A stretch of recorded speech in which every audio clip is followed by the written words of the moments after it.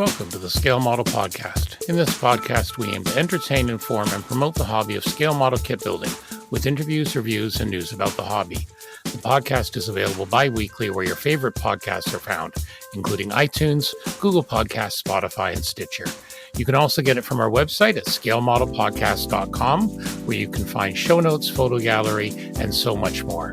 You can also subscribe to get notifications on all our updates, new episodes, and video content. Please support the Scale Model Podcast on Patreon. Patreon supporters enjoy early access to content and exclusive contests. Your Patreon support helps us to offset hosting and other costs to bring the podcast to you. Welcome to episode 145 of the Scale Model Podcast, sponsored by Cult TV Man, Sean's Custom Model Schools, and Return to Kit Form. I'm your host, Stuart Clark, back once again, joined by three very distinguished gentlemen. Well, maybe two and one slight miscreant. We'll see what happens. Yeah, we'll let our audience decide who the miscreant is. First off, from the North Shore of Lake Erie, where he is constantly busy. For a retired guy, he's pretty busy. Mr. Geoff Highland, how are you, sir? I'm busy. Yeah. What can I tell you? It's the nature of being retired. It is. It's good to be back. Exactly. Very good to be back. And also from kind of westish of Chicagoland with lots of cute dogs, cute dreadnoughts in bright colors. We have Mr. Terry Measley. How are you? Good evening, gentlemen. Doing pretty good. Good stuff. Yeah. Busy at work, so I'm just tired trying to get stuff done. But I did get some stuff off the bench. I know that is always good. Real life has been very busy. And then we gotta talk about the miscreant. The miscreant. Now our special guest who's been whining, I say, to get on from the what do we have to say about this guy? Just let him say it. I mean, he says it better than we do. So Rob Riv from Long Island, New York. I am glad to be with you, Stuart, you, Terry, and also Geoff. I'm glad to be here. I was pestering Stuart a little bit to get on, but in a joking way. So I wasn't expecting him to have me on, but I'm glad. Well, then I gave you a serious topic. We're going to be talking about that. He's he also hosts his own podcast, the Modeling Insanity Podcast, with one of the hosts on that's our own Prez Club and Canadian president Frank Donati. So, we wouldn't be a podcast without mentioning Frankie at least once on it. At least. I owe him a quarter. You owe him a quarter. There you go. 2 bits. 50 cents, 2 bits, whatever. Rob's also the associate U.S. editor of Military Modelcraft International, which apparently is the largest English-speaking modeling magazine in the world. He's a monthly contributor and reviewer for the magazine, and he's known for that evil photo etch and scratch building. You're an insane man, my friend. What can I say? Photo etch is not my friend, despite what Ian from On the Bench says. So we're going to talk about magazines and that in a little bit. As always, thanks to our Patreon and Buy Me a Coffee supporters. Check out our What We Like page for a list of what we like, including our book list. So yeah, it's good to be back. It was a good break, well needed. Real life had really been kicking me in the butt, and it still is a little bit, but we now have the fall-like temperatures here in southwestern Ontario for Geoff and I. It was about 20 degrees today Celsius, so a nice day. So let's get on with some show news. James Morando wrote, I'm writing now because our local club, IPMS Santa Rosa, will be hosting a show on October 12th, and they wanted to have some shout outs. So they're very excited. This year, they're adapting an open GSB judging format for the first time. In fact, I'm pretty sure this will be the very first show ever to use an open judging format in IPMS Region 9. So they'll be making a little history. The theme of the show will be evolution. He has attached the show flyer, which will include in our show notes. It will be held from 9 to 4 Saturday, October 12th at the Rohnert Park Community Center in Rohnert Park, California. Free admission and a $12 entry fee for the first 3 models. Lots of great vendors. They'll have a raffle. They'll be doing a build and take, and then the open GSB judging. We're also asking folks to bring kits and model building supplies for donation to support our charity initiative for Help Heal Veterans, a wonderful organization that provides free therapeutic kits and modeling supplies to veterans. Sounds like our Operation Vet Build up here in Canada. So Yeah. that's really good. All right, so that was the show. Paul Redding, a good friend of the show, wrote at the tail end of the last podcast, just to say I'm following your Tamiya 350th build with interest, as he bought the 450th Hasegawa version earlier this month as part of a Carrier IJN aircraft rabbit hole I went down. I have steered clear of anything Japanese all my modeling life, but finally curiosity got the better of me and I caved. Lots of research and how it got built up resulted in about 18 aircraft kits. We're never like that, are we? No. None of us. Luckily, there was some sales on, including the canopy mast that helped. He hadn't built any warships before except Airfix's Victorious in 1/600th in the 60s, as my father was in it on the Fleet Air Arm as a flight engineer, and have pics of it in Sydney Harbor. You can also see its sister ship Illustrious, and maybe you and Geoff can identify the aircraft on board, Martlets perhaps. I'll have to include those in the show notes later, Geoff. Yeah, for sure. One photo seems to show an aircraft that seems to have stuffed it into a tower. I seem to have ended up with quite a few carriers, as I can also get sucked into watching documentaries on PBS America, which is fatal. A documentary on the scuttling of the ships of Scapa Flow and the film Sink the Bismarck didn't help, so ended up with a few more purchases. I can't see the detail in 700 scale, so the minimum is 450 or the usual 350.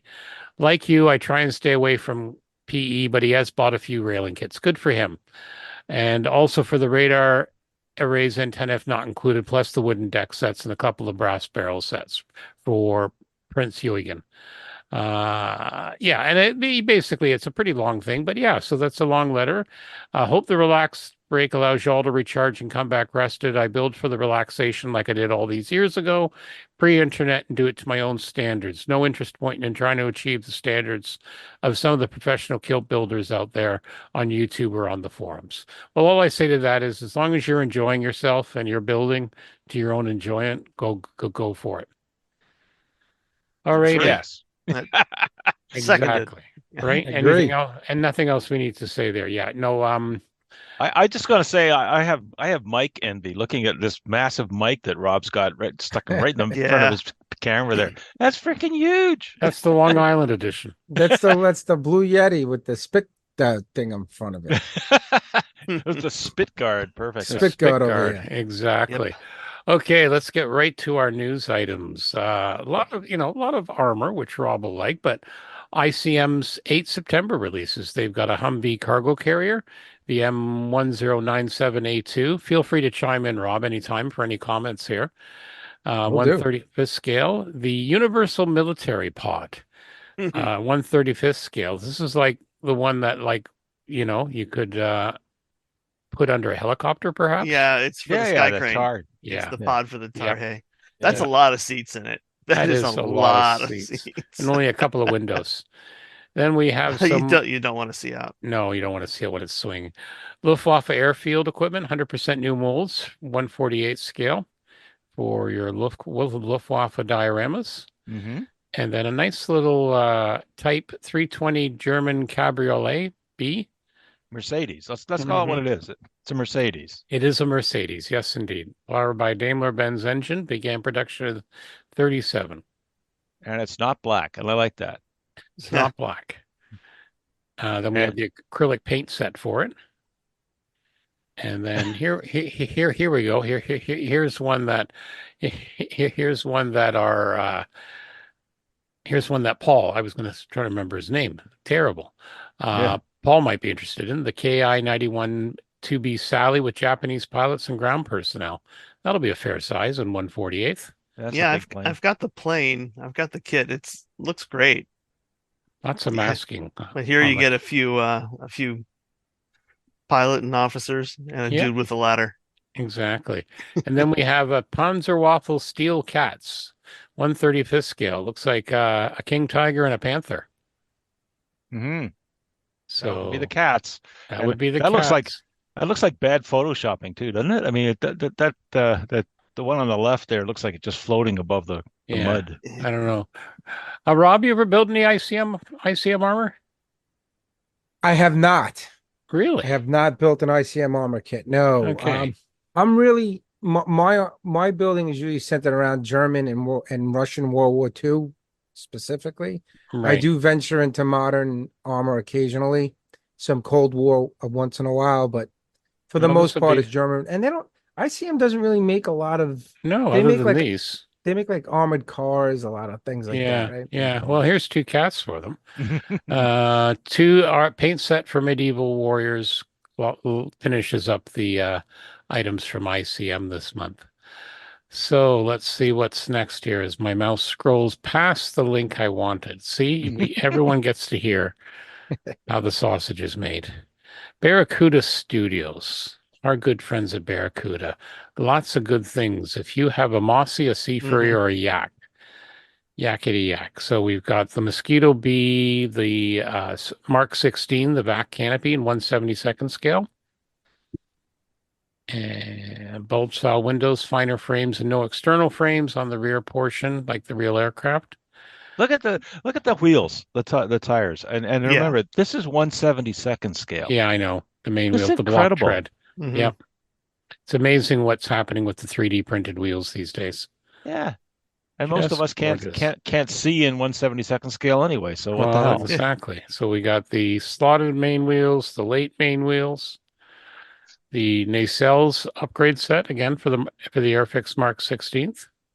Yeah, the those oil carburetor coolers. intakes and yeah, those are worth it right there. Yeah, Right? exactly. Yeah. They look nice with the mesh screen.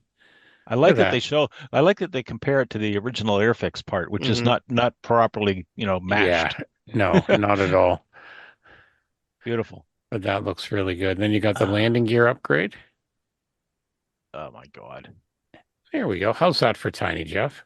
Really, I'm just killing myself painting like I was saying, the armband on this one pilot figure in 1/48 scale. I forget it. This is too small. We Too have small. landing. Then we have landing flaps. You should see what Rob does with tiny photo etch on his tanks. No, I don't even want to go there. I will honor Rob's work for sure. All right. So flaps for it, and then the Sea Fury. We have rockets and rails.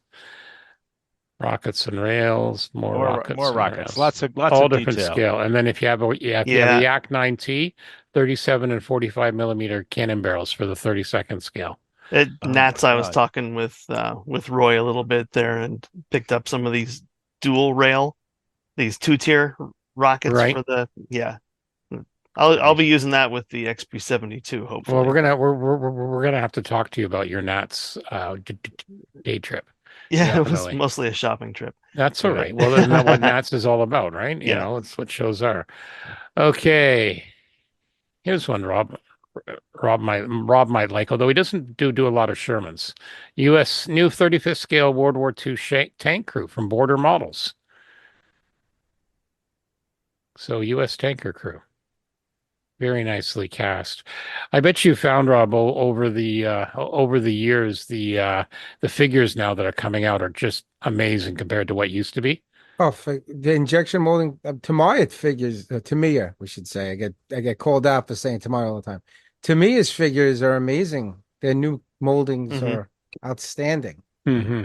And you got Mini Art who's actually doing much better, and they're also giving you resin heads. Yeah. Yeah.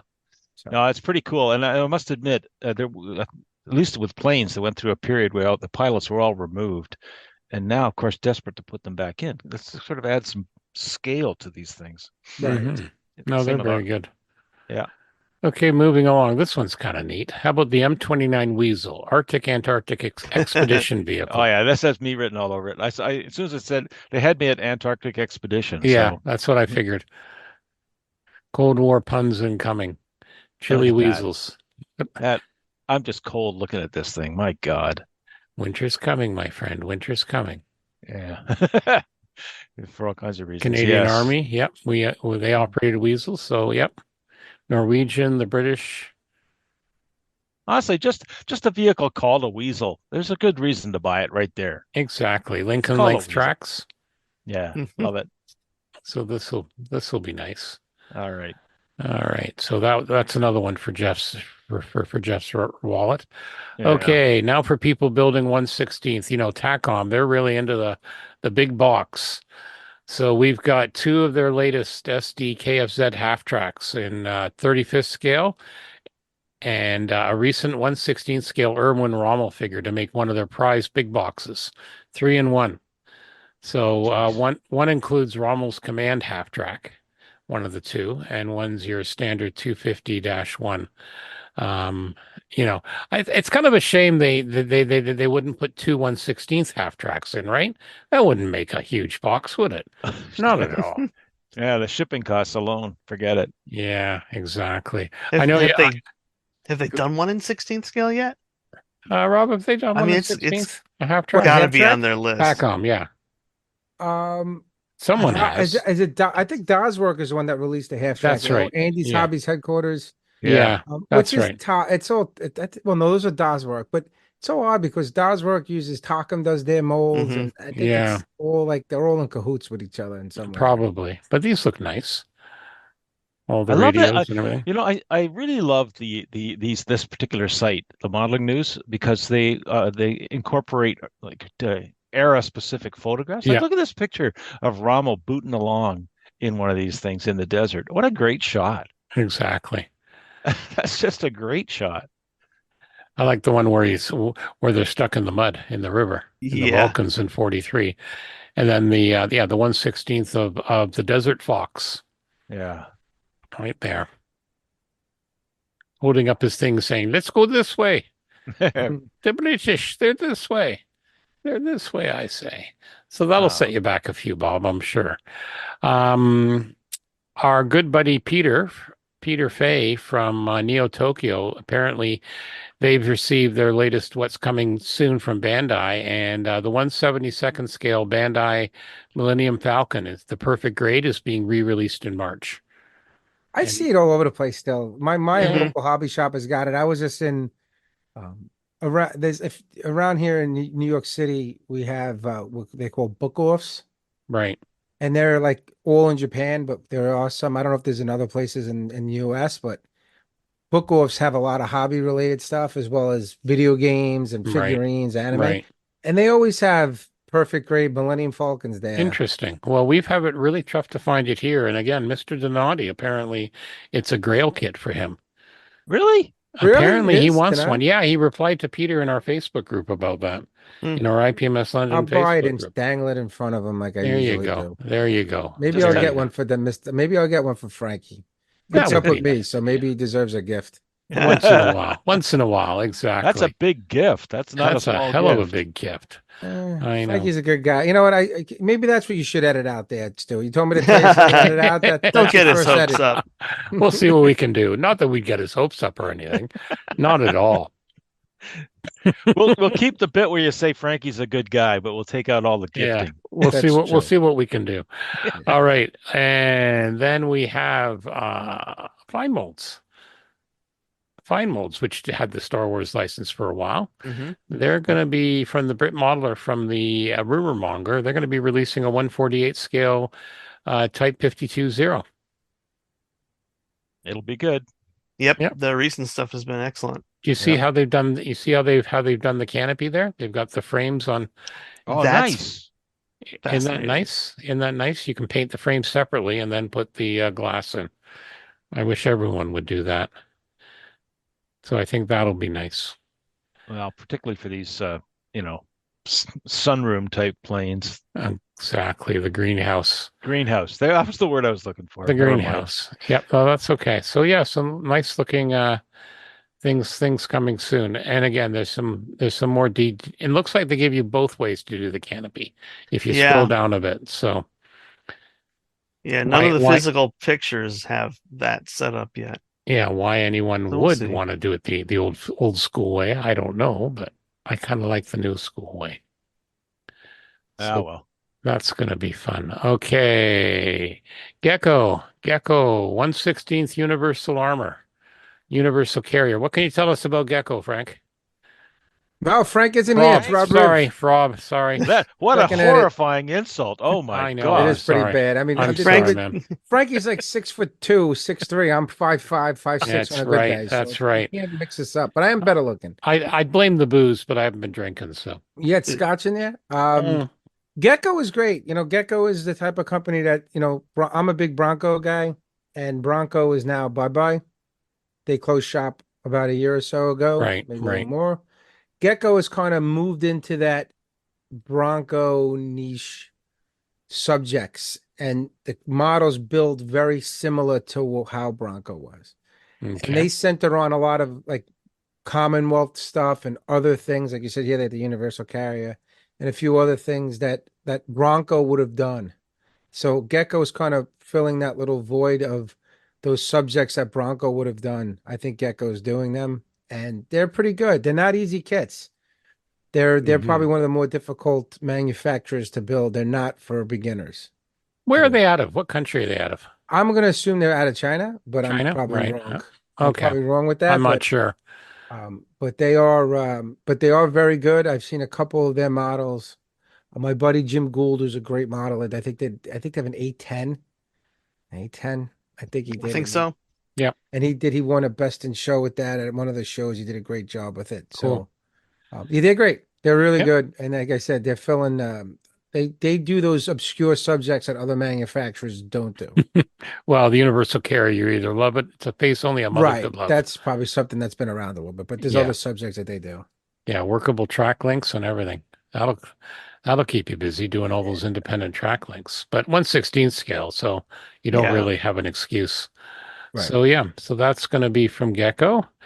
DB models I noticed are from Aeroscale. They're going to be releasing in 32nd scale a Mark 14 plastic injected Spitfire with the two-stage Griffin. Yeah, that's interesting. Yeah, this is the low back. Yep.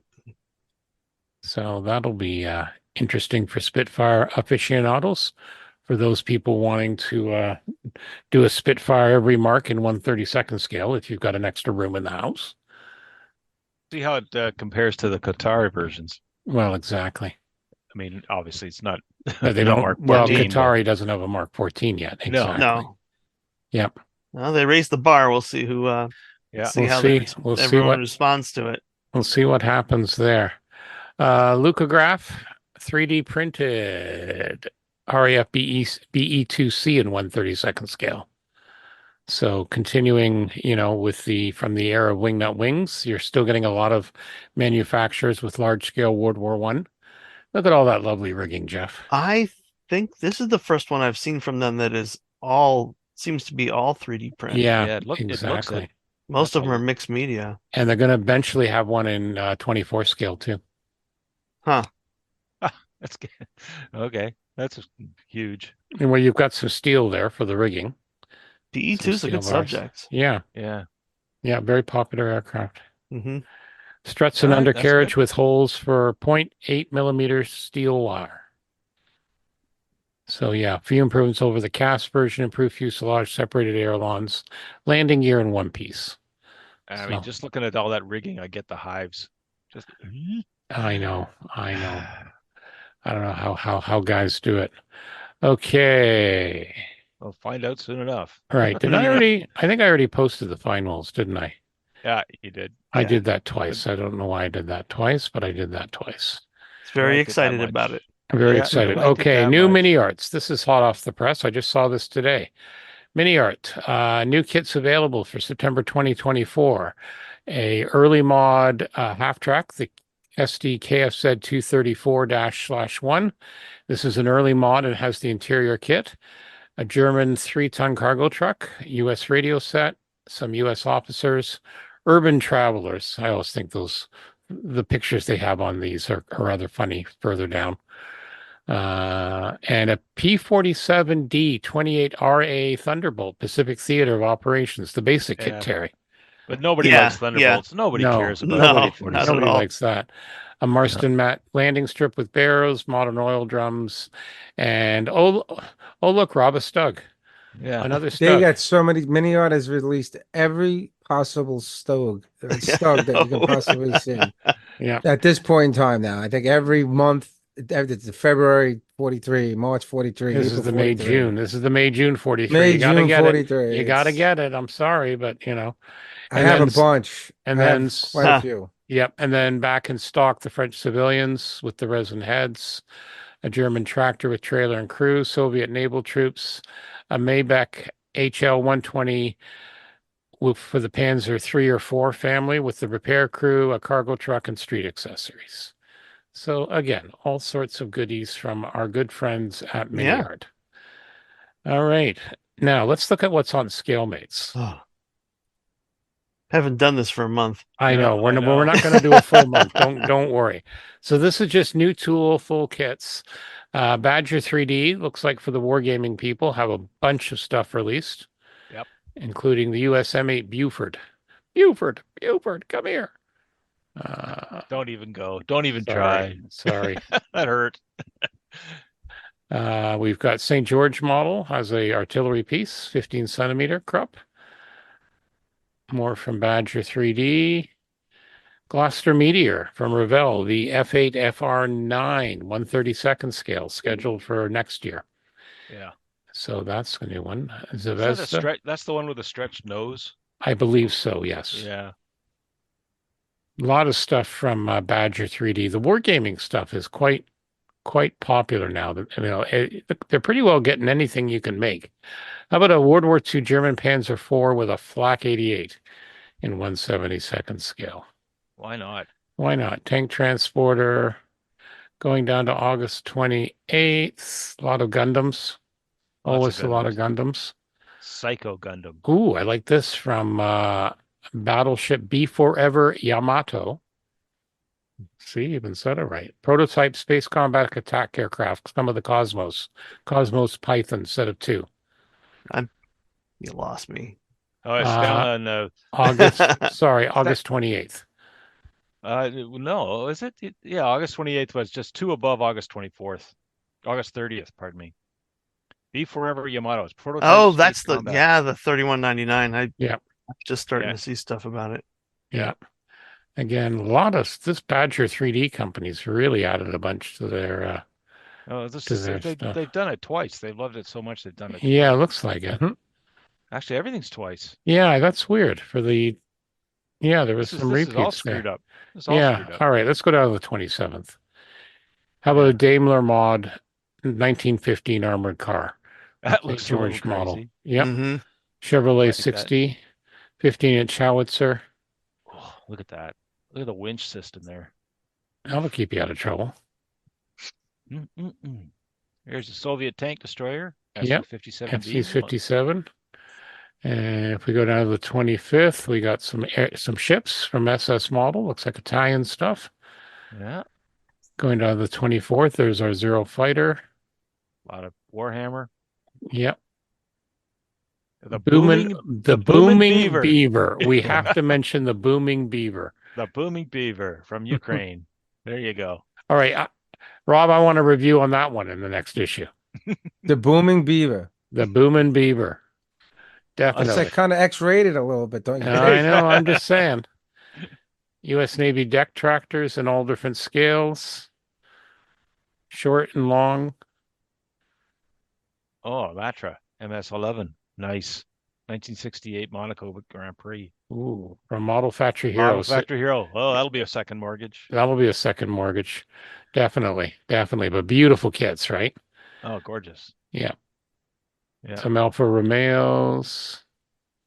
Like the current generation's poster kits, right? Yep. Light tactical trailer from I Love Kit, 135th scale, under August 20th. Reichstag.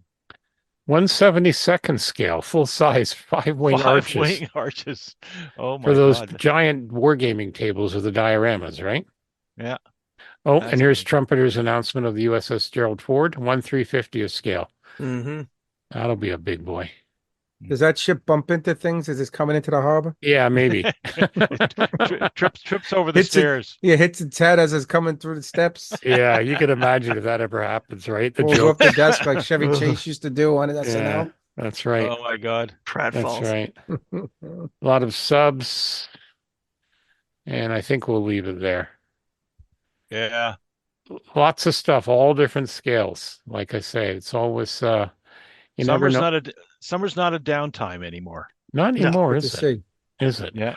Okay, speaking of another cool guy, let's have a quick word from Steve at Cult TV Man. Lots of new and exciting things at our good friends at Cult TV Man and culttvmanshop.com. First of all, let's talk about September 6th or the 7th when if you listen to this as a weekend flash sale. Save 15% on most Monarch model kits.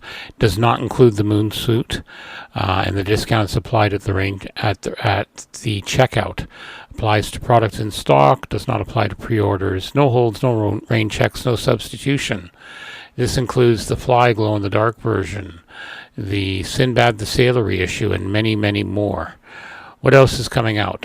New arrivals and pre-orders are coming. A couple of popular kits from the Red Alert 2 game that they have now in stock. These are from Border models, including the Grizzly Battle Tank, the Apocalypse Huge Super Battle Tank, and of course the Kirov airship. Zeppelins, what more do we need to say there? Also, pre-order the Dune Spice Harvester, the large kit from Mung. So this is going to be about 8 inches long, and looks like it's going to be really, really nice. They've also got a restock of Tulowski's Moon Rocket in 1:288 scale from AJA models. In addition, we've got Dune Ornithopter canopy masks, 1/72 scale. So that's for that big kit. If you want to mask that up properly, $9.99. What a good deal. The Moon Suit photo etch detail set from our good friends at Pear Graphics. That's now available for order. And as we talked about some other pre-orders, there's a Chrome Scooby-Doo Mystery Machine from Polar Lights. And he's got a lot of open box and vintage kits, including the Jupiter C rocket from Glencoe, the open box kit for $29.99. So a lot of cool stuff as always. Check out culttvmanshop.com for all your vintage, monster, and sci-fi needs. And tell them the Scale Model Podcast sent you. Okay, Steve's another guy that's always busy. Anyway, so one of the reasons, besides him whining, but we wanted to get Rob on, was, he's kind of involved in the publishing business, go figure, right? So we wanted to talk to him a little bit about the state of the industry. We had a good chat with the new owners of Fine Scale Modeler and Model Railroaders a couple of months ago, and things seem to be looking pretty good in the business. So, Rob, if you could describe in a paragraph, what's the business like these days? It's good. It's not as well as it used to be. I think digital media, Facebook, things like that, social media has taken over a lot of people's reading interest when it comes to the hobby magazines. Mm-hmm. I think circulation paper-wise, hard copies down because of digital. Pocket mags, things like that. For instance, Military Model Craft or all the guideline publication magazines like Fantasy Figure and things like that. You can just get digitally through digital pocket mags, get a subscription. It's a little bit cheaper. So if you were to buy a paper copy, let's say Barnes and Noble, it might cost you $11.99 or so for a copy. Cost you $3.99 on Pocket Max. So Wow. And you can look at it and you can zoom in. So a lot of people do buy it digitally, and they do factor that into the numbers still. I mean, people still subscribe. But the print, hopefully print doesn't go away, because I like magazines and looking at things in print. Mm-hmm. Especially a magazine like Military Model Craft, which is a kind of a big magazine. Also uses a very high res paper, which is really good when you're looking at models and reading stuff. And I like that, not because I contribute and I'm involved in the magazine. I personally like looking at the hard copies as opposed to digital. But the state is good. It's good to see Fine Scale getting back in the mix. I know that they were I think they went to that whole every other magazine. There wasn't it like they were doing a digital, online, not even digital, but it was online 1 month, and then the following month was print, and they were alternating. Are they still doing that? I'm not sure. Six issues. It's a 6 issues. They're expanded online. They killed the digital one though. Oh, they did. Yeah, they killed it before the purchase. So yeah, I think that. I mean, you should. I mean, you should always give the customer the option of what they want to do. You know, amps, Boresight, like I'm really big with amps. So, because being involved with IPMS Canada and the journal, like it costs a lot of money to produce a magazine. And, you know, especially for something like IPMS Canada with their journal or amps, Boresight here, or the IPMS USA, like it costs a lot of money, and is people's dues covering the cost? And it's not really covering it. So now amps Boresight, I think, is going to, it's quarterly, right? I think it's by month, it's every 2 months, something like that. But most of them are going to be digital, and only like 2 magazines a year are going to be paper. So it's interesting. I'm not surprised, but do you think you were mentioning like the high quality paper, and that's what our other guest was saying too. Do you think, basically you're going to have to go, more for the people who want paper, you're going to have to go more the high quality paper, make the experience better, almost like a book, or like some of the, like you look at some of the quote unquote magazines out of Japan, and the quality there is just unbelievable. It's amazing. It's great. And do you think that's what the future is going to be? It needs to be, I think. One of the things with, if you look at the English, we'll just focus on English speaking magazines like Modelcraft and AAV Modeler, Model Military, Tamiya magazine, things like that. The paper quality varies between those magazines. Some of those magazines use a much lower quality paper, more of a porous type paper, so the images aren't as clear. Right. And that affects, for me, and I still get them. But it affects the way the models, you can I was recently in Model Military too, because I'm good friends with Luke Pitt, and they have a 1/48 scale section to that magazine. Brett Green is a great guy too, who's the editor there, as well as Marcus Nichols for Tamiya and everything. Yep. But those magazines, they use a little lower quality paper, and you could see it. If you put like AAV Modeler, Military Modelcraft, and some of the other magazines, and you open them up and you look at like specifics, like page 4. There's a big difference between magazines and the page quality too. But if you get those magazines in digital, some of those magazines that have a lower quality paper, it's high res and looks great. So. Yeah. Well, I'm with you, Rob. I actually like the having the paper copy in front of me, or paper / plasticky paper in front of me. Right. And I like it to be the high quality, because if you're using it for references, and frankly, a lot of these magazines, you are using them for references. Right. The older magazines, the old pictures are useless. Like you can't, they're like newspaper quality. Quality. You can't get any information out of them.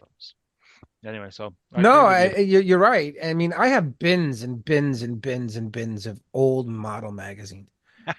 Like I have like every issue of Tamiya. I have Tamiya Model magazine. Like every issue of Military Model magazine. I have AAV Model from the first. I mean, they're bi-monthly. Dave Parker's magazine's bi-monthly, but I have like almost every issue from issue 1.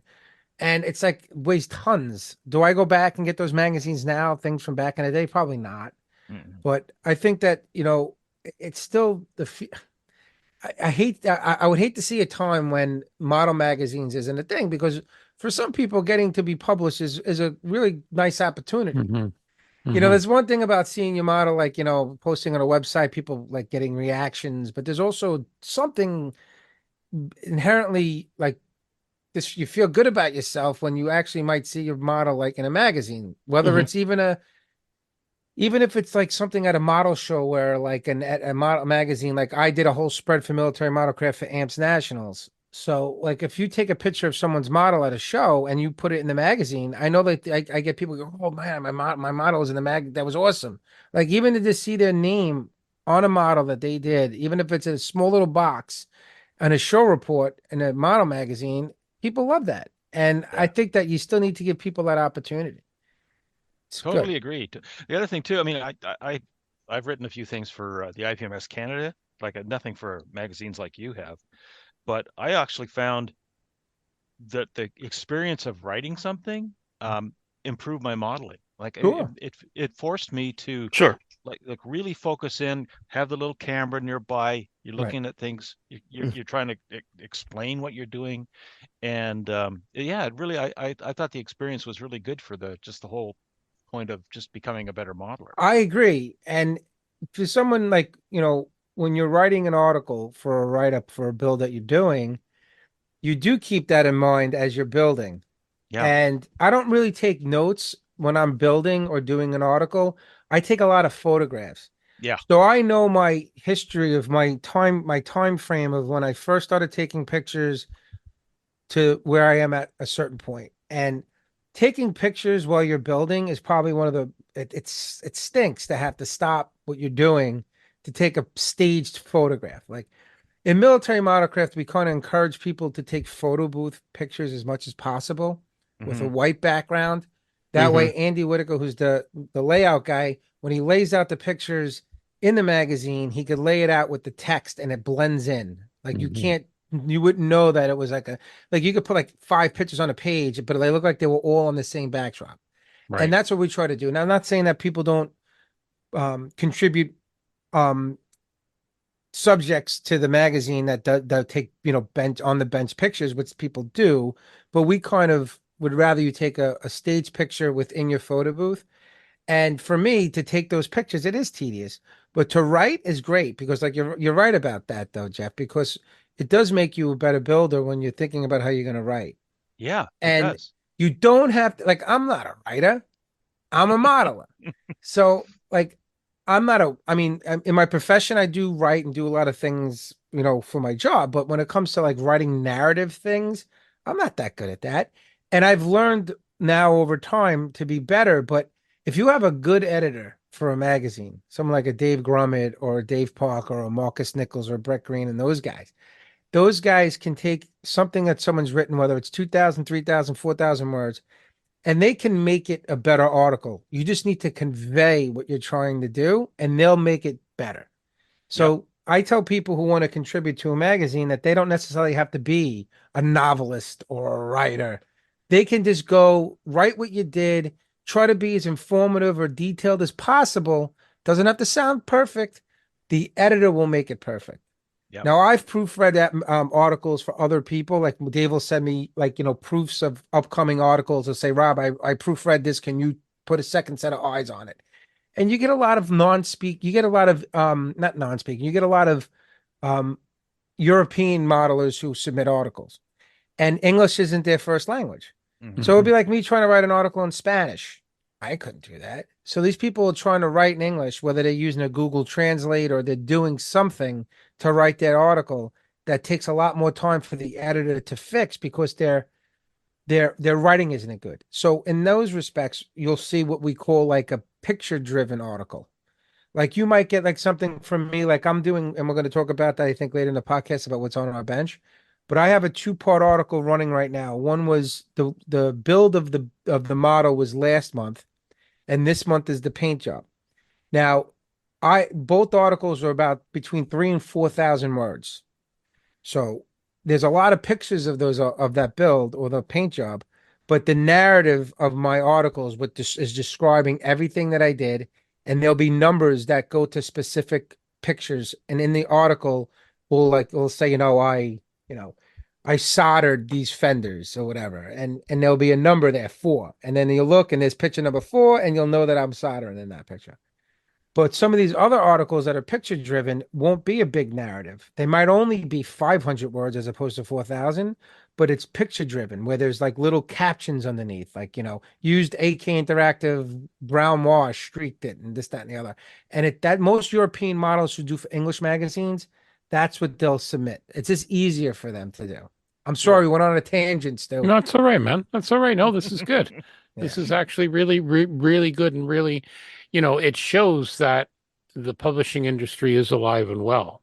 Um, Mhm. One of the things I still would love to see is maybe 2 year, or, like you have the electronic versions and all that. It would be Mhm. nice sometimes if you could get the back issues with fully indexed, searchable, on a CD or electronically. That would be nice sometimes. That would be, it would be.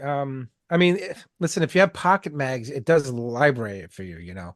Okay. Not saying that you could do a search to find an article. I know that you're trying to like it's some sort Yeah, of like that would old be that would school, be kind of nice if you were. go into like the library when you had to do your, people who listening who are maybe younger don't realize that like we didn't have the internet.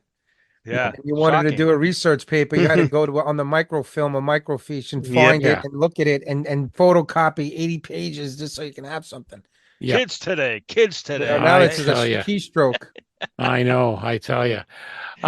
Where do you see, both from guideline or, yourself, where do you see things in about 5 to 10 years on the publishing side?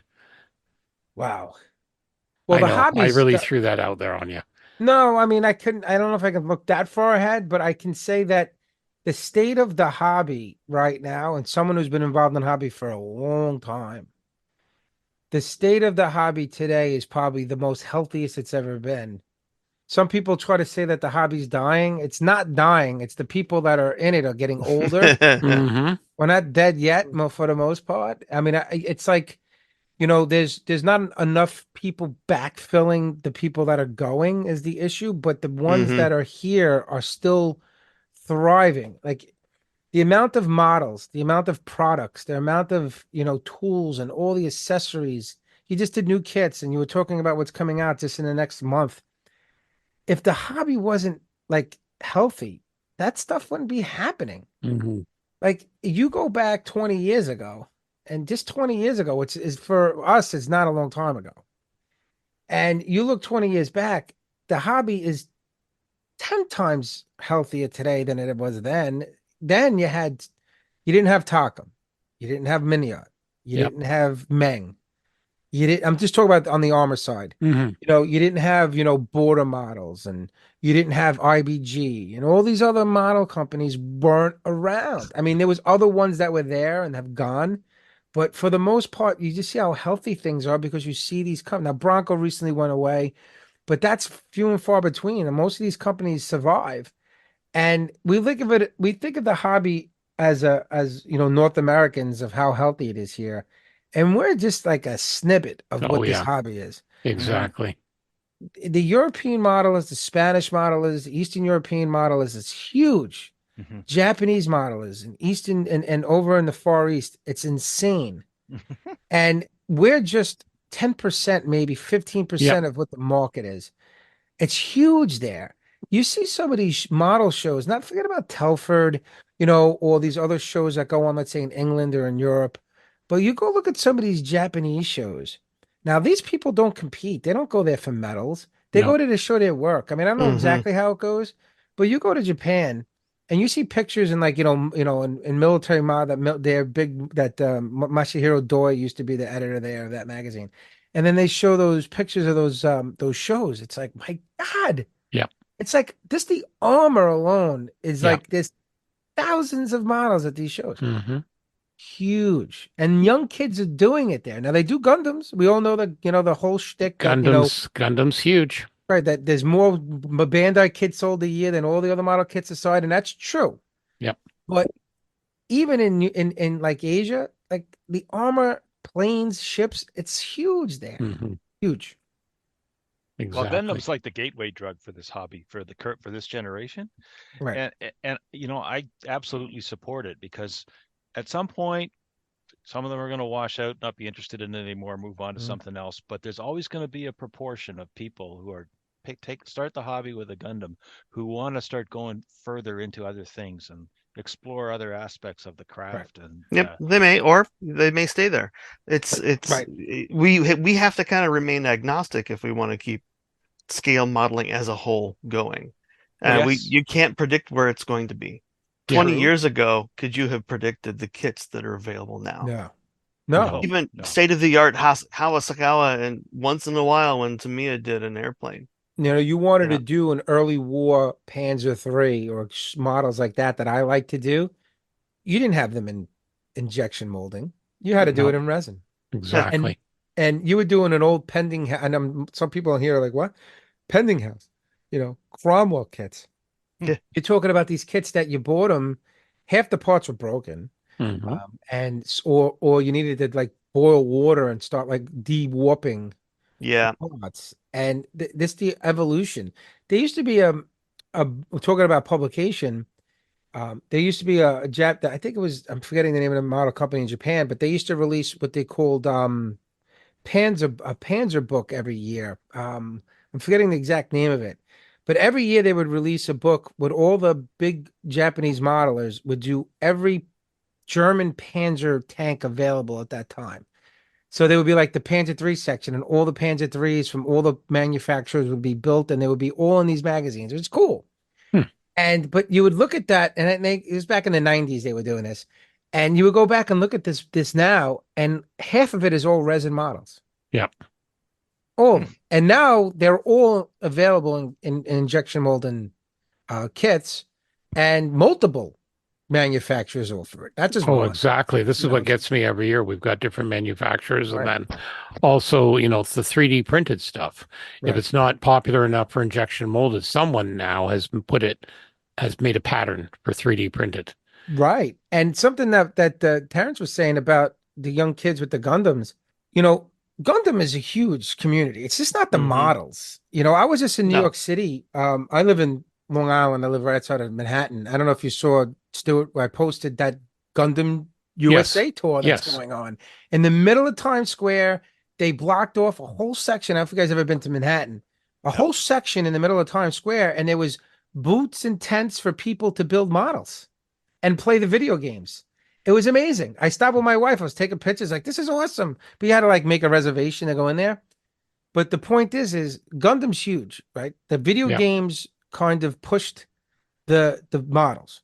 And then you look at something like Armor, and people say, oh, there's no young kids that are involved. World of Tanks that came out has pushed Exactly. Armor modeling. And Yep. people don't realize that. Younger kids, like, I don't know all the vehicle. I mean, I'm an Armor guy, and there's stuff that I don't know about. Yeah. And the other one, was it Thunder?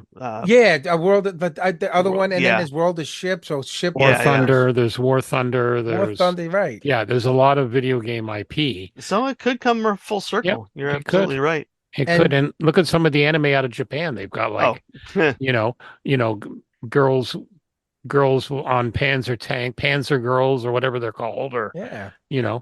whatever. It's Well, they sexify it over there a little bit. On the They do. figures and everything. They do. Yeah. They do. But that's definitely keeping it going. And to answer your question again, Stuart, I know we veered off a little bit about I think 5 years will be just like today.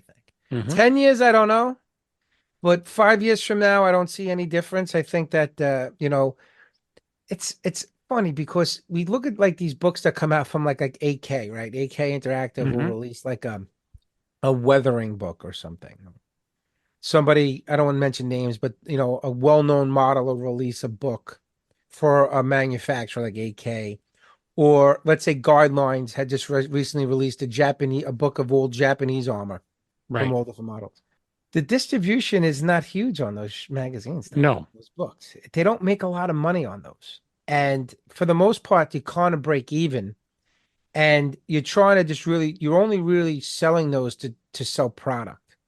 Right. So when AK Interactive is selling, Adam Wilder, layering book, which is amazing, by the way. I'm not a big book guy, but Adam Wilder did an amazing job on that. And they probably sold a ton of them too. I think that did well. Maybe he's a bad example, but they're hoping that magazine will sell product, right? In a lot of ways, especially for something like AK. Vallejo releases books. They want you to buy product. You never see Tamiya. You don't see Mr. Hobby release books. well, really. I think as well. I think you've got the distribution system because England's very unique. Yes. On the distribution system. So you've got some cases where I know there was some cases with some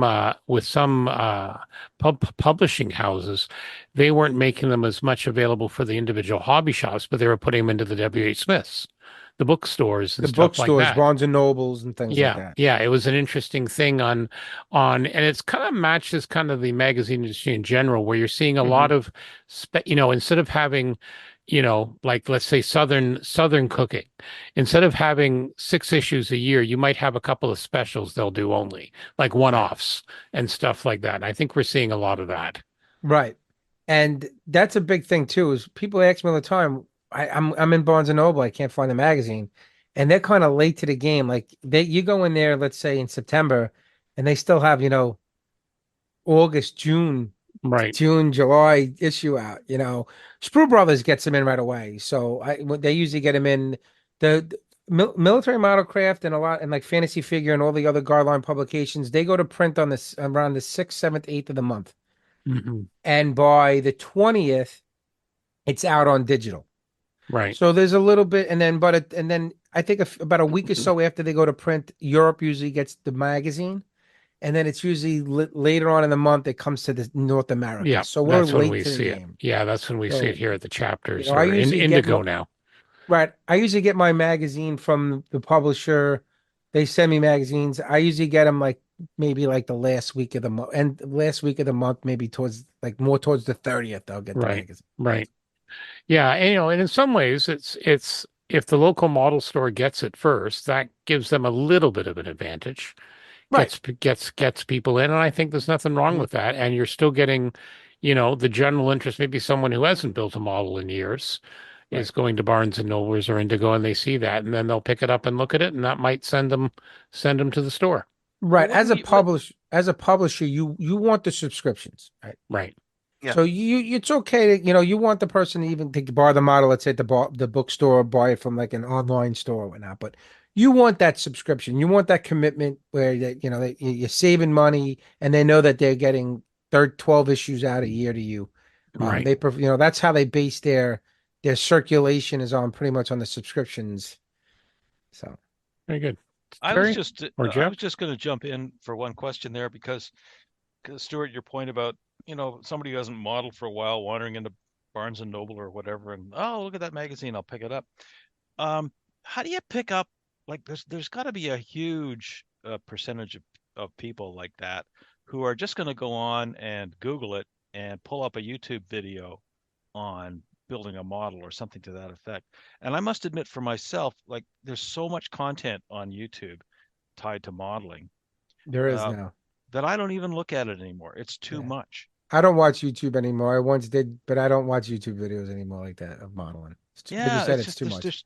There is too much. I'm almost wondering if there's a market for, I don't know, curated material. So you don't have to, like, you go to one place and somebody like us can say, well, that's actually useful and worth your time, but 99% of it is not. Right. It's, I don't know, and it's kind of interesting. I will say this though, as far as magazines versus digital, I do find myself picking up my fine scale modeler and looking at the pictures and doing this, like trying to make the pictures on the page your hands on it. You can't do that with digital, though. You can. It drives me nuts. I mean, I actually catch myself doing it from time to time.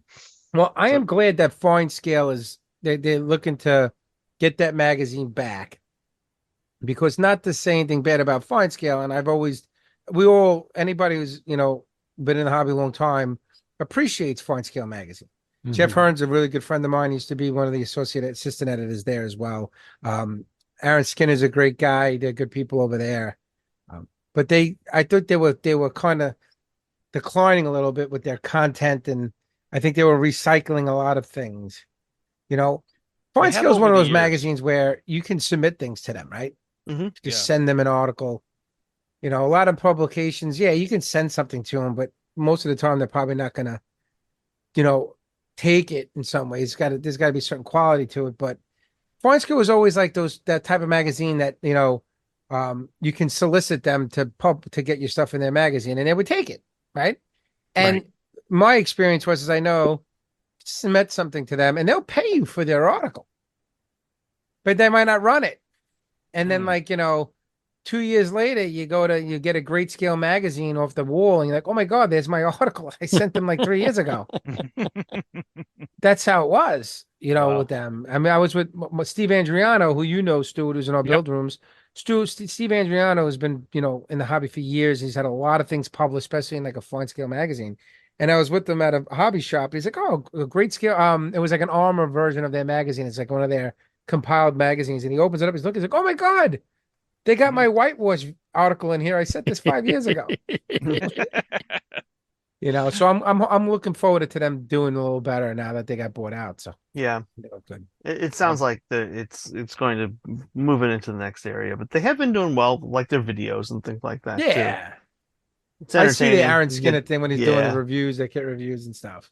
Yeah. Yeah. And they're coming to the shows. Like they've been up to Oh Heritage Con. yeah. Yeah. We've seen them up there and they're taking lots of pictures and Right. so it's good to see. Yeah. Okay, I think that's a good spot to end it for now. So let's move on to what's on the bench. So I haven't had a ton of time, but I did finish that 1/350th Yamato. Well said. Well said. It's all Frank's fault. It was a challenge build from him. I'm going to give him a Japanese battleship to do, by the way. He's got a 1/350th Fuso or something. So I think I'm going to have. The problem is that he will actually build it, and it'll be really, really, really good. And I he'll know, do or it, no, do it he in has his 2 minions. days. He has his minions do it. He doesn't build. He has a bunch of Filipino foreign workers then. That's what he does. That's totally what he does. He admits it. Of course. But anyway, I did start once an old and crappy fitting 1/72nd scale Italeri F-22, which we made into a what if CF-22. Also, helping a club member with the estate of a fellow modeler. Lots of stuff we were dealing with. As I mentioned, he only had about 20 kits in his stash, thank God. But Steve Harvey was his name, and he was quite the modeler. Won quite a few awards, all different genres over the years. Definitely a Renaissance guy from England. Lots of extra parts. So we had some of the club members, and he basically said he wanted everything to go to the club. So we had a bunch of the club members over on Saturday and did a lot of that. Took quite a few built stuff and quite a few tools. We all came home with some tools and stuff like that. I know Geoff cleaned up a bit. I think you guys got ahead of me on the tools. I wound up picking up some interesting built-up kits that I've never seen before. So that was kind of fun. And you had some ones of skeletons for the grandkids, animal skeletons, hand Nice. cast. This guy Steve, hand cast. apparently he had at least one of his builds in the British Museum, so that's pretty good. That's pretty good. No, they're amazing. The T-Rex and a couple of these other ones, the plesiosaur, amazing stuff. Exactly. So yeah, that's what I've been dealing with. Real life is still here, but we're kind of one day at a time, basically. Geoff, how about you? Like I said in my notes, I've been doing a couple of request builds for my brother. He called me and asked if I could build a plane to hang from the ceiling of his cottage, and so I pulled a DC-3 148 DC-3 out of the stash and decided to paint it up in a fire jumper kind of color scheme. And that's where we are now. It's at this. Looking good. Looking pretty good. But the most important thing is the logo. As you can see, the logo is very important. My brother's nickname as a child, he used to set fire to his farts and for entertainment purposes. And so this is the logo for his airline, and he's the pilot's name is Rocco Flamefart. So the grandkids love it, and it's also Nana and Pop's rescue service. So it's all set up to hang from the ceiling. Getting there. Stuff. And the other one he wanted an old friend of his and mine from university days. His daughter married a U.S. Fighter pilot who flew F-16s, and he's retiring this month. And his daughter wanted to give him a commemorative F-16, so that's what I'm working on. His plane. Looking good. And another member of the club, Pablo Calcetera, is making custom decals for it, names and everything. So that's pretty cool. Perfect. But the more interesting one is this one. The obscure stuff. Yeah, which is a Soviet Tu-154, absolute piece of crap model. VEB Plasticard or something like that, but it's such a cool looking plane. I mean, I just love the look of it, and that's about 40 hours of sanding just to get it to look like that. Did you have to use the angle grinder on this one? No angle grinder on this one, but the plastic was rock hard. I mean, this is just piece of garbage, but entertaining, lots of fun. So that's my bench. All right, Terry. Yeah, I'm mostly getting stuff off the bench.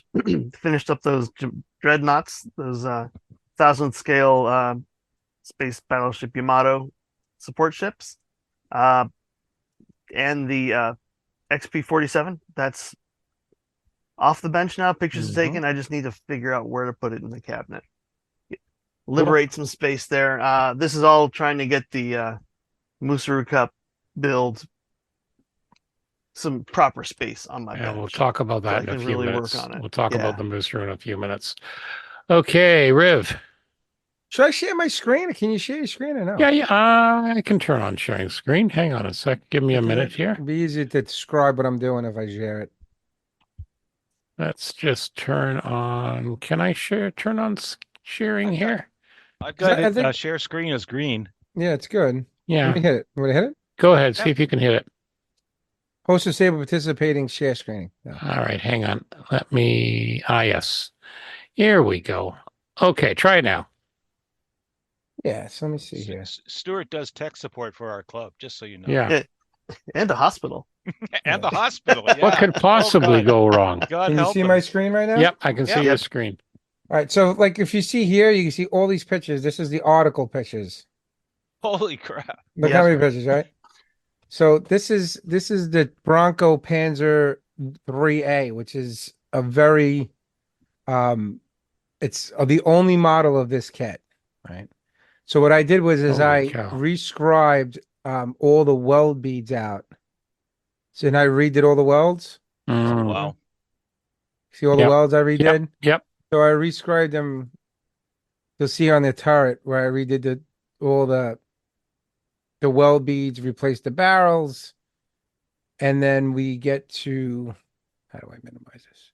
I don't want to exit it. Here we go. Now I'll scroll down here. So this is what it looks like, and this is what it would look like in the build form. That's how it was when it was finished. Like this. And now we are at, that's the first part of the article. So the second now was me painting. And I'm not, everybody knows me, right, Stuart? I'm like, I kind of shy away from painting. Yes, you do. But I went to like, this is like the base coating, really dark. There you go. This is all. Mr. Hobby does a modulation set for Panzer Gray. That's it right there. And then you'll see right here. I'm gonna maybe move down here. You can see where it's been modulated a little bit. Where you see it getting lighter now. Oh yeah. Bringing it out, and then I won't bore you here. To the point where we were putting I was doing like washes and filters to bring out the highlights and stuff. That AK. You saw this one recently, Stu, with the mud, right? Yeah. And the mud on the bottom. Doing all the mud and the layering. So you'll have to send me some pictures for the show notes. Yeah, I'll get you there. And then hold on, and this is the stuff this is where I'm at right now. I didn't get a chance to move these over yet. I still got to add a little dusting to it, but this is the finished model right now, kind of, sort of. Mud on the defenders. Remember, this is an early war Panzer, so this did not see a lot of battle. So this is where I'm at right now. Looking good. Beautiful job. Beautiful job. Rob. And this is what took the most for me is those the masks for the turrets. It took me forever to do because I cut out I'll show you right here. I cut out all the using a stencil. I cut out on masking tape and Frisket to do all the numbers. Oh yeah, it was brutal. So look at the size of that blade. That's tiny. Oh, that's a swivel blade. Yeah, I have one of those. And what the blade does is when I didn't use it for the ones, but for the twos, when you do the rounding, it actually rounds with contours to whatever it's touching, which is fantastic. I have one too, Geoff. They're great for masking. I will have to try that. Yeah, Excel, EXCEL. Yeah, they make one. Yep. Yeah, that's who does it. So, all right. Yeah, you can go to an art store. You should find it. Yeah, art stores usually have them. Or if you go to Torcan next weekend, they might have one there. I won't be. So that's what I'm currently building. The Panzer 3A. I'm actually I got to be done by tomorrow because the print is on the 6th. So I have like another 24 hours to add a little more weathering to that model before I got to take final pics and submit all those painting pictures with a 4,000 word write-up for. Wow. And then they got to rush to get it done because only 3 days before we go to 4 That's days right. before. And then you're also working on an SU-100Y. That I don't have pictures of. I'm doing No. I'm doing a review. There's a new company called Resin Tech Models, RTM. It's fantastic. They just did a full 3D print of an MT25. It's awesome. It's a prototype vehicle, and they also did upgrades for the KV, all the wheels, the tracks, as well as the SU-100Y, all the wheels, and tracks and bump stops. So I'm trying to get that done for review for the magazine too. It's great stuff. Resin Tech Good. Models, excellent. And then last but not least, your big 1/16 Stug. Right. No pictures of it yet. I got to get pictures of it, but I'm doing that for Boresight. So Right. they had asked me to help contribute. I said, you know what? People have already seen the 1/16 scale Stug done, so it's nothing that's of great significance. So I said, you know, if there's going to be something I'm going to that I'll share with Boresight, is that kid. So I'm Okay. decking it all out. I had a friend who it's called Demon Barber Designs. He does amazing 3D print stuff. He made me all the winter kitten tracks in 1/16 scale. He did all the wheels for me, everything. Nice. It's all Aber, it's all Zimbered it up. It's gonna look cool. So Looks very cool. Wow. Okay. yeah. Our next section is what we are reading. I've started one called "The Times: How the Newspaper of Record Survived Scandal, Scorn, and the Transformation of Journalism" by Adam Nagorny. It's quite good. It's covering like the last 30 to 40 years of the Times on how they're managing to transition to a digital age. I've just started it, but so far I'm really enjoying it. I love the kind of behind the scenes with newspapers and stuff like that. So that's what I've started. Geoff, how about you? Yeah, I decided to try to get out of all the nonfiction that I've been reading because I've been reading a ton of nonfiction. And I started into this one called The Hunters by James Salter. It's a 1956 novel about F-86 Sabre pilots in the Korean War. And it's a bit of a classic sort of anti-war, anti-pilot, not anti-pilot, but the whole shtick about being an ace and the push for it and how that kind of corrupts you and that sort of thing. Anyway, Kind it's of quite like a the good, Blue Max updated. very similar, Yeah, but it's okay. it's sort of one of the there are a ton of books that came out of the Korean War. Yeah. This is one of the few that has sort of stuck around, and it's Cool. quite good. Okay, Terry, how about you? I did finish the Adrian Tchaikovsky's Final Architecture trilogy. Unlike the other one I read, he actually follows the same characters through the whole series, which was interesting because I think a couple of the characters he became more and more fond of as it went along. Mm-hmm. So I think the story evolved. The main story stayed I'm sure he sketched out, but I think the characters changed, which is pretty interesting. Got some other stuff on the deck. I'm going to start up Steve Brissett's Rise and Fall of Dinosaurs next, I think. Mm-hmm.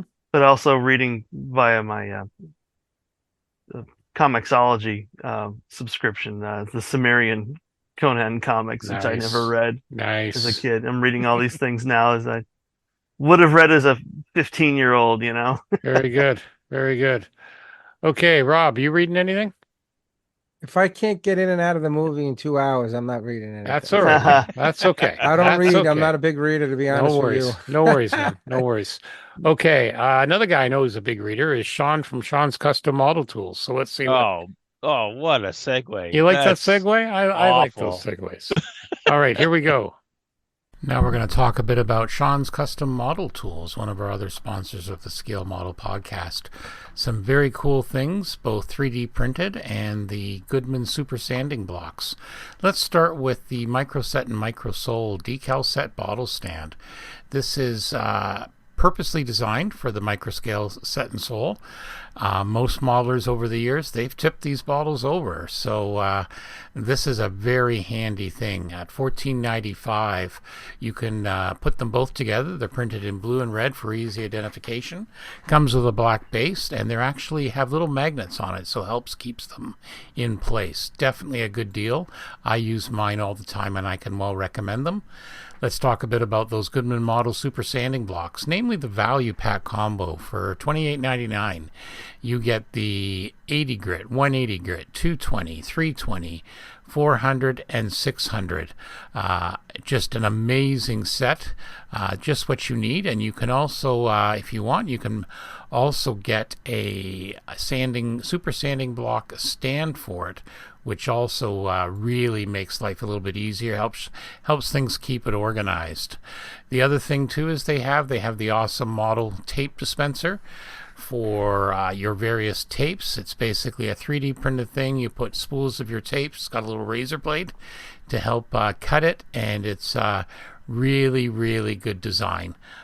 So yeah, works out really well, and yours for $19.95. So check out these and other amazing deals at Sean'sCustomModelTools.com, and also on Facebook, and tell them that the Scale Model Podcast sent you.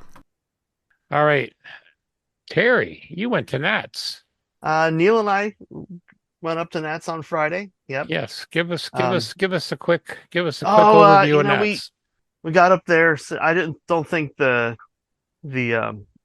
show was completely full by the time we left, but maybe it was. I don't know when the deadline was to get kits in.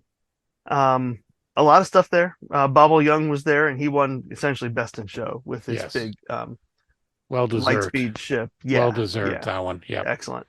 Tons of vendors. Very interesting. Some of the large presences that were there for the vendors. Mm-hmm. I should have bought SWS's 32nd scale Skyraider, but I didn't. I did find how bad bargain. were you? Yeah, what did you find? Well, I would have come out not spending my entire budget, but I found a guy reselling Randy Cooper's Blockade Runner, his big Blockade Runner. It's about it's a Randy Cooper kit, so depending on when it was produced in his production run, it'll tell you how good the pieces are. Very good. But yeah, I got it for $200. He had $250 or best offer. I offered $200. That's good. So yeah, whether I'll build it or sell it, I don't know. I haven't decided. You just got to find a place to put it. I don't have to decide anytime soon. No. Anything else tool-wise? Anything like that? No. Bought some kits. Bought some Macrossy stuff. The new VF1 Max edition Batroid. Apparently, there's custom parts in it now for Max's television version. So I guess I had to buy that, and the Quedlin Rao. So, I mean, I'm not going to build a diorama of the two fighting in the hangar deck. No, because that would be the size of a desk. Yes, or bigger. But yes. But they can sit next to each other, and forget how big the Zendrati battle pods are. The little battle pods are small, but the big ones are big. Yeah. Cool. I heard the facility was fabulous. It was. I think it blew everyone away listening to the other podcasts that hadn't been up to Madison. It's like, this is fantastic. The weather's great. It's like it's whatever. When was that? Early August. Yeah. Yeah, and it's you can walk around. Without Last melting. week here, it was 100 degrees. Yeah, but they lucked out, and everything's within walking distance up there. So it's an excellent venue. Yeah, I heard it's nice. And the venue itself, I hadn't been in, and it was set up very nicely because multiple floors allowed them to kind of keep it in a very small amount of space, and you just go up and down some stairs, or actually escalators. And they did announce 2026 at South Bend, Indiana. Yeah. We'll see how that goes. That's where Notre Dame is, if I recall. That is it at South Bend, or is it outside of South? There's another place around there. Was it Fort Wayne? I don't think it's South Bend specific, because we just had AMPS Nationals there. I think Fort Wayne. Fort Wayne, so it's close though. Yes. Okay, good to know. It's within. All I know is it's within 4 or 5 hours driving distance from me. So. Yeah, and roughly the same here. Yeah, so we might make an attempt. We'll see. We'll see what life gives us. So the next one's in Virginia, right? The next show is in Virginia. The next show is in Virginia, Virginia Beach. Yeah, definitely not making that. I'll be there. I think you'll we're gonna be there. Good for you. Yeah, I'm planning on being there. I think Frankie said that he's gonna go. Yeah. Rob Adams as well. We're gonna try to see if we can get a podcast table down there and good stuff. Yeah, I think that'll be good. That's close for a bunch of them, including those bourbon sipping Kentucky boys. Oh, Close listen, enough don't to even mention Basket and Kentucky Dave. Kentucky that. Dave's on my list as it is. He's on your list. The list Oh, is growing. yeah, he's on the list. He's No, on the they're good list. guys. Mike is a great guy. Yeah, they're good guys. Dave, I don't know so much about. Yeah, you know, that's all right. Mike is good. Yeah. Okay, Musaru Cup. Terry, why don't since you're the one that is in the driver's seat, why don't you describe what they gave you this year? Yeah, I did a little video on that. It's ICM's little dual German mini sub kits. So the conditions are you build one of them in a diorama or a vignette. Yeah. So that has to be the portion of it. It's not just not super simple, but actually do something with it. And I think I'm not your going to idea, share I any know. pictures Yep. of mine until it's done. Your idea is very good, and that's all we're going to say about it. Yeah. No, it's looking great. I can't imagine doing a sunken sub, diorama like you're doing, but it's a good idea. Great idea. Well, Rob Adams is doing it for the Insanity podcast, so we'll see. Yeah. We'll see what we'll see what Rob comes up with. It'll probably I will say the little kits they're nice. They're cute little kits, and they're well. They seem to be well cast. So they're not like the one Stuart had to build last year, where he that bitched and complained the whole gyrocopter. time. That No, gyrocopter. no, truck. there's nothing. The truck No, that was Frank also did the truck, but you did. What did you do? Yeah. It's an auto gyro. no. I had the auto Yeah. gyro and I had the truck. I had two bad kits. Yes, you did.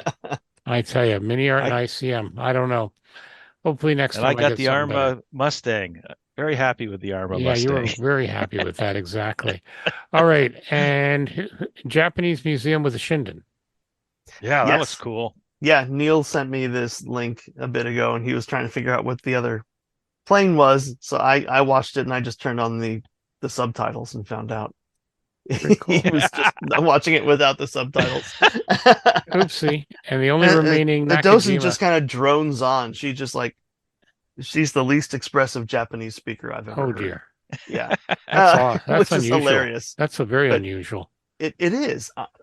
Yeah. But it's fascinating. This is a Shinden. I'm not sure if it's the one. It is a perfectly preserved end of war Shinden, right? Mhm. Never flew or whatever. It's like the one they pulled out of the hangar in Godzilla. Godzilla, yeah, exactly. That's immediately what came to mind. Better shape. There's this other one there that looks like it's not in good shape. Looking at it, I'm like, I'm trying to figure out what the hell it is, and then that's what cued me on to turning on the subtitles. And it's the only remaining Nakajima Ki-27 Type 97 fighter. Wow. They pulled it out of the river under 8 feet of stuff just a number of years ago. Like the British museums do. They do a preservation job on it and put it in the museum. They don't try to restore it or anything like that. I think if you try to restore something like this, it may just fall apart. Exactly. That would be my worry. But it's very interesting to see. All righty. There's another one of these little museums are everywhere, all around the world. There's these tiny museums that have a couple of things that are of note, right? Yeah. And then the rest of the stuff is all interesting, or maybe generic, but it's well presented. Exactly. These are worth visiting. Cool. And then ask them, where do I go to get a nice cup of coffee and a sandwich around here? Well, that's the thing. As long as you can say where's the bathroom and where's the bar. Yeah. That's the important stuff right there. Okay. Well, Rob, we want to thank you for joining us. Thank you for having me. I had a really good time talking. That's good. It's a different. I don't know if Geoff or Terrence listened to the Insanity, but there's a reason why it's called the Insanity podcast. That's right. Yeah, we have It's a a bit different approach. We have a Canadian approach. Right. That's the beauty of this. Every podcast has its own personality. And it does, and that's what I love. And I appreciate that. And still, you guys do a great show, and I'm glad to have been part of it tonight. Thank you. And now, if someone wants to find the podcast, where do they go? Well, the Model Insanity podcast, you can find us on Apple Podcasts, obviously Spotify, YouTube podcasts, as well as Amazon and other small podcast hosting companies, as well as we have the Buzz Sprout feed as well. But we also have the Facebook page, the Model Insanity podcast.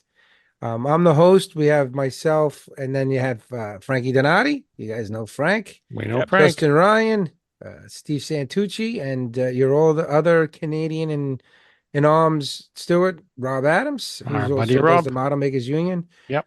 All great modelers. We have a great time. We've been together a long time. And I encourage somebody to come listen to it. It's a lot of fun. It's more locker room. We do not bleep out expletives, and there are a lot in there sometimes. Especially when I go on a rant about something or I complain about, Justin Ryan talking while he's eating or something like that. The rants, the The rants. rants. The Riv You gotta rant. have the rants. That's what I gives think the you should. color. I think you should make a special edition show of just nothing but Riv ranting. Yeah, well, we kind of do that. We do like a Christmas special. Yeah, exactly. But I don't know if Terrence knows, but we did the Insanity is a spinoff of our previous podcast, which was the Modeling Miscreants that I did with Jeff Hearn and Mike Sacklin, and Steve Santucci was on that as well. That kind of like putted out a little bit. We had, obviously different opinions clash, and I moved on and I started the Insanity, and it's been great. We're going over a year. We're having a blast. Good stuff. Good to hear. Yeah. All right. So we're also sponsored by Brett and Chrissy at Return to Kit Form down under in Australia. Check out their web store at return2kitform.com. You need anything for your Macross stuff, like masking for the canopies. Speaking of Macross kit, that's the place you get them. Check it out. For more modeling podcast goodness, check out all the other modeling podcasts at modelpodcast.com. We even allowed the Insanity in there. What's Yeah, with they that? allowed us on there. We had to What's fight with for it, that? but we We got had on. to fight, but you eventually it We had to was a close strong-arm vote. him a little It bit. was a close vote. It was a close We vote. we made him an offer he couldn't refuse. Yeah, That's you're still under probation. What can we say? Don't forget, leave us a positive review. We're on Facebook, YouTube, and we have our very own website with full show notes and photos, which I remind all our guests to don't forget to send me some. We have award-winning show notes. That's right. Yes. We also have merchandise now on Redbubble. So, all right, this is the part we'll see if Rob remembers what I said an hour and a half ago. For the Scale Model Podcast, my name is Stuart Clark. I'm Geoff Highland. And I'm I'm Rob Terry Riv. Meese. I screwed it up this time. Terry. No, I'm supposed to go third. I You know. are. You Let's- did it right, yeah, Rob. I Let's, screwed let's it up try it this again. time. Let's try it again to get a clean one. For the Scale Model Podcast, my name is Stuart Clark. I'm Geoff Highland. I'm Rob Riv. And I'm Terry Measley reminding you to buy a magazine. There you go. Okay, that's Attaboy. good. That's nice. All right, we're going to leave the blooper in anyway. Thank you. Of course. Thank you, and be well.